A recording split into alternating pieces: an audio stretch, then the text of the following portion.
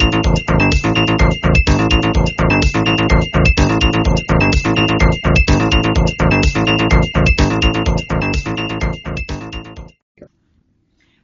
I'm Monique Dignan-Smith and welcome to GFP News Perspective.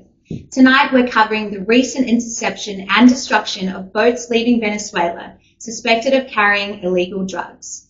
Some are calling these operations extreme, others are calling them necessary.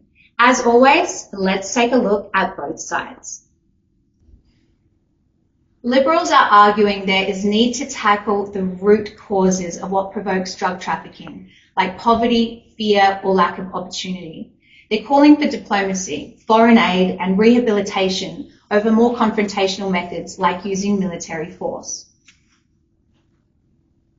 I think in terms of the choices President Trump has made so far, in where he has chosen to exercise power, or as in the case of Venezuela, what he may or may not be building up to, I think from elsewhere in the world, there's also the perspective that he has chosen Venezuela and Iran, and these are very different, much easier targets in many ways to destabilize than China or Russia. In other words, bite-sized wars.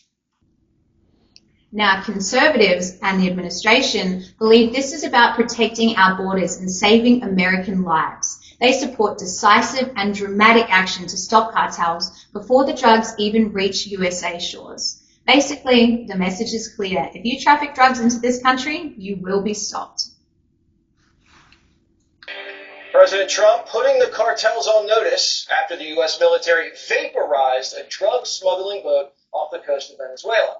11 Trinidad narco terrorists got a one-way ticket to narco heaven.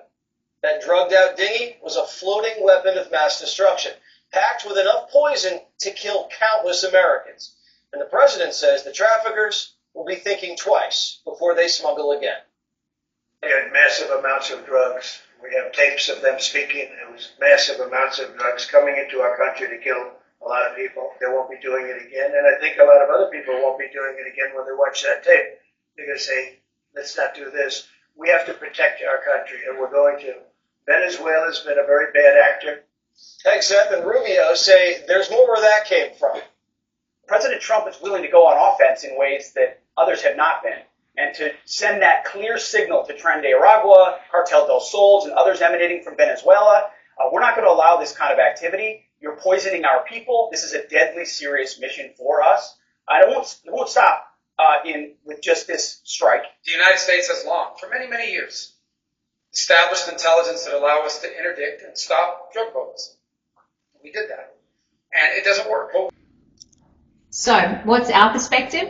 Liberals are saying destroying drug boats is too harsh, but what's harsher, sinking a vessel or letting fentanyl flood into our communities? Sometimes strength in response is the compassionate response, and we don't believe that protecting our citizens should ever be controversial. We are GFPTV News, where we stand for truth, strength, and accountability. I'm Monique Dignan-Smith. Take care and see you next time.